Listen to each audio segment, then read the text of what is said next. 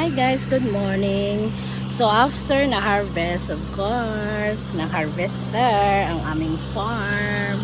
So nagpa-traktora duman kami. Yeah. Traktora. Pinapadaanan ng traktora. Tapos ihahan traktor. Kita niyo yun. Ihahan traktor naman siya. Tapos saka siya tataniman ulit. Ganito ang life sa province. Yan. So hanggang dun lang is dyan. Yung kahon na yan tsaka to. Andun si father-in-law. Ayan. So ang bayad namin dito is 6,000 yata, 6,000 or 8,000 ang bayad. So may ilang oras lang yan. Kasi mukhang matatapos nyo na dalawang ano na lang, matatlo pa hanggang doon pa sa dulo yung wala pa, may mga ano pa damo hanggang doon pa rin. Kasi nga panay ang ulan, so may tubig, kita nyo yung tubig dumadaan sa kanal. So doon sa kabila kasi mag-aano na sila, magtatanim na sila, so nilinis na to kanina para ang tubig tuloy-tuloy ang daloy ng tubig. At tapos bibilad kami ng palay, bilad na namin kasi mainit na. May mga kamote, talbos ng kamote.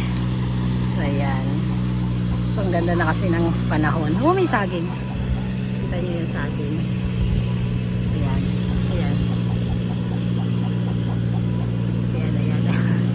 nalito. So ayan na siya, parang hirap na hirap siya kasi ngayon yun yung daan ng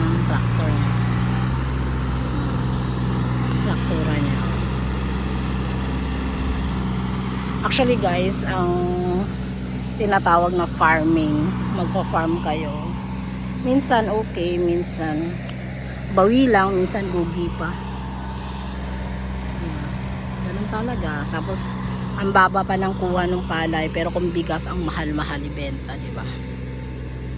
Ayan yung bahay ng lola ni John Vlog. Magkalapit lang kami. Kasi neto lang, straight lang. Lola, pero hindi na sila dyan nakatira kasi lumipat na sila dun sa lugar ng nanay niya. Doon nakabili si mama niya ng lupa. So ayan guys, ayan lang yun. Si father-in-law inaayos na yung mga kahon. Ano ba tawag dun sa kahon? Yung latayan, yung flat na mga ganon. Ang parang hirap yung traktora kasi nga hindi siguro masyado maraming tubig doon,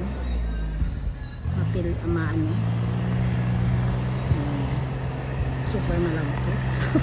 Malagkit, ano ba, natatabunan siya ng diba bongga guys. Thank you for watching guys. So ayan, i-vlog ko ulit kung paano magtanim, paano itatraktura pa naman, ihahan traktor. So ngayon traktora muna for the meantime. Si Sarah ngayon lang, $100 lang naman ang traktora, tapos ang traktor na mag-aarado, which is ang brother-in-law ko na. Bye guys, thank you for watching. Ang ganda ng panahon, oh God, ang sarap mamuhay sa probinsya. So ayan, diba, kita yung mga saging, so doon yung mga pato, yung bunga ng mangga. So ang ganda, diba? So ito ang father-in-law ko to, nagbilad ng palay. Tapos papagiling. Okay, bye, thank you for watching.